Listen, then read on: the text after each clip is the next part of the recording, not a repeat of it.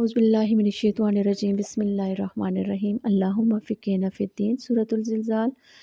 मौत के बाद दूसरी ज़िंदगी के मतलब बयान है। आयत नंबर 1 तक 2 कि जब ज़मीन अपनी पूरी शिद्दत के साथ हिला डाली जाएगी और ज़मीन अपने अंदर के सारे बोझ बाहर कर देगी। और आयत नंबर 3 में है कि इंसान कहेगा इसको क्या हो रहा है। अल्लाह के नबी की हदीस है, हज़रत अनस रज़ियल्लाहु तआला बयान फरमाते हैं कि हज़रत मोहम्मद सल्लल्लाहु अलैहि वसल्लम ने फरमाया, क़यामत के रोज़ ज़मीन हर उस अमल को ले आएगी जो इसकी पीठ पर किया गया होगा। यानी ज़मीन गवाही देगी और फिर इंसान कहेगा इसको क्या हो गया है। सूरह यासीन में भी इसके मतलब बयान है। इंसान कहेगा किसने हमारी ख्वाबगाहों से हमें उठाया है, और जवाब मिलेगा ये वही चीज़ है जिसका अल्लाह ताला ने वादा किया था और खुदा के रसूलों ने सच कहा था।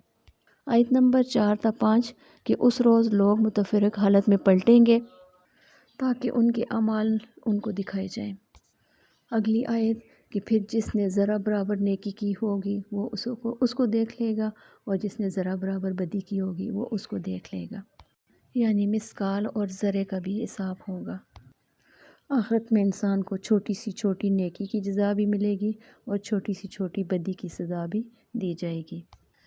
इसलिए किसी छोटी नेकी को छोटा समझकर इसे छोड़ना नहीं चाहिए, क्योंकि ऐसी बहुत सी नेकियां मिलकर अल्लाह ताला के हिसाब में एक बहुत बड़ी नेकी करार पा सकती हैं। और किसी छोटी सी छोटी बदी का इर्तिकाब भी नहीं करना चाहिए, क्योंकि इस तरह बहुत से छोटे छोटे गुनाह मिलकर गुनाहों का अंबार बन सकता है। और इस चीज़ के मतलब अल्लाह के नबी की मुख्तलिफ़ हदीस हैं। अल्लाह के नबी ने फरमाया, आग से बचो, ख्वाह वो खजूर का एक टुकड़ा देने या एक अच्छी बात कहने के ज़रिए ही हो।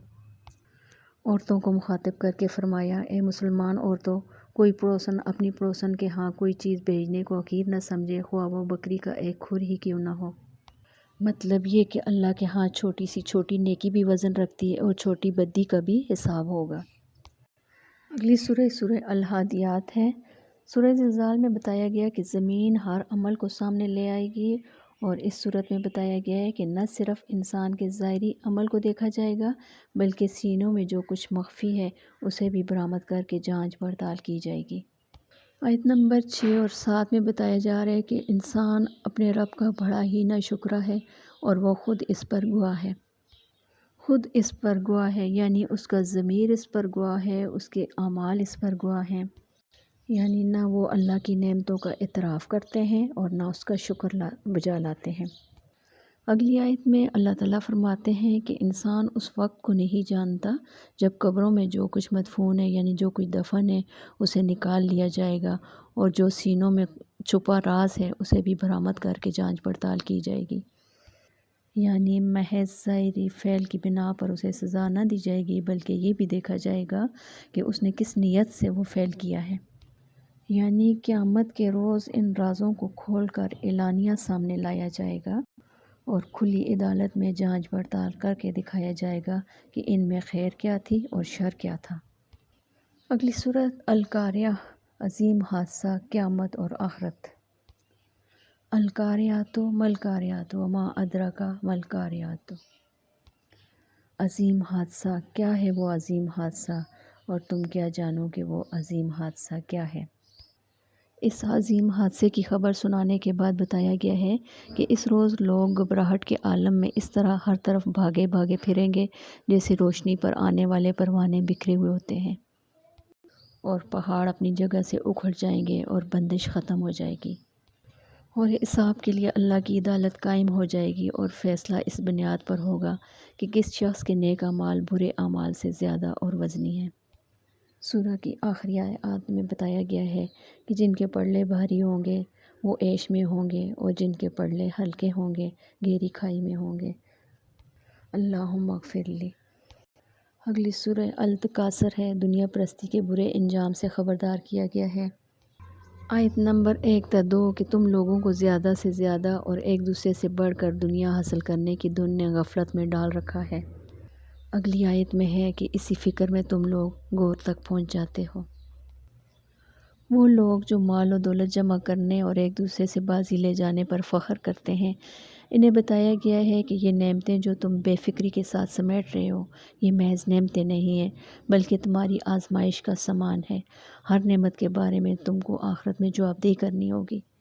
اگلی سورہ العصر ہے، انسان کی فلاح کا راستہ کون سا ہے اور تباہی کا راستہ کون سا ہے۔ امام رازی رحمۃ اللہ فرماتے ہیں کہ سورہ عصر کا مطلب میں نے ایک بار فروش سے سمجھا ہے جو بازار میں آواز لگا رہا تھا کہ رحم کرو اس شخص پر جس کا سرمایہ گلا جا رہا ہے، رحم کرو اس شخص پر جس کا سرمایہ گلا جا رہا ہے۔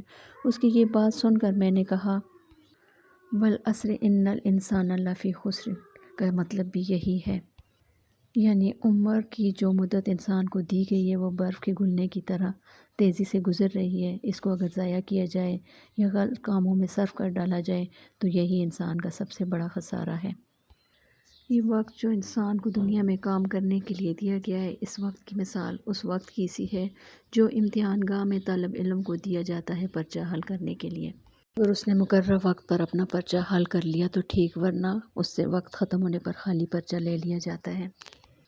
آیت نمبر 2 میں انسان کا خسارہ اس کے متعلق بیان کیا گیا ہے، اور آیت نمبر 3 میں خسارے سے بچنے والے لوگوں کی صفات بیان کی گئی ہیں۔ وہ لوگ جن میں یہ 4 صفات پائی جاتی ہیں، یعنی ایمان صالح، مضبوط ایمان، عمل صالح، ایک دوسرے کو حق کی نصیحت کرنا، صبر کی تلقین کرنا، یہی لوگ فلاح پانے والے ہیں۔ یعنی حق کی نصیحت کرنا، حق کے راستے میں جو تکلیفیں اور پریشانیاں ہیں ان پر ثابت قدم رہنا، صبر کرنا اہل ایمان کی صفت ہے۔ سورۃ الہمزات چند اخلاقی برائیوں کی مذمت کی گئی ہے، یعنی لوگوں پر لعن طعن کرنا، پیٹھ پیچھے برائیاں کرنا، مال کی محبت، یہ ایسی برائیاں ہیں کہ جو انسان کی تباہی کا باعث بنتی ہیں۔ لوگوں کی تذلیل کرنا، کسی پر انگلیاں اٹھانا، اشاروں سے، آنکھوں کے اشاروں سے باتیں کرنا، کسی کے نفس پر طعن کرنا، کسی کی ذات میں کیڑے نکالنا، پیٹھ پیچھے برائیاں کرنا، چغلیاں کھا کر لگائی بجائی کرنا، لوگوں کو برے ناموں سے یاد کرنا، یہ سب باتیں وہ شخص کرتے ہیں جو اپنی مالداری کے غرور میں ہوتا ہے۔ اس لیے اللہ تعالیٰ اگلی آیت میں فرماتے ہیں وہ سمجھتا ہے کہ اس کا مال ہمیشہ اس کے پاس رہے گا۔ اللہ تعالیٰ فرماتے ہیں ہرگز نہیں، وہ شخص تو چکنا چور کر دینے والی آگ یعنی آگ میں پھینک دیا جائے گا۔ اگلی آیت میں اللہ تعالیٰ فرماتے ہیں کہ تم کیا جانو کہ وہ چکنا چور کر دینے والی جگہ، اللہ فرماتے ہیں وہ اللہ کی آگ ہے، بھڑکتی ہوئی آگ جو دلوں کو پہنچے گی۔ اللہم اجرنی من النار۔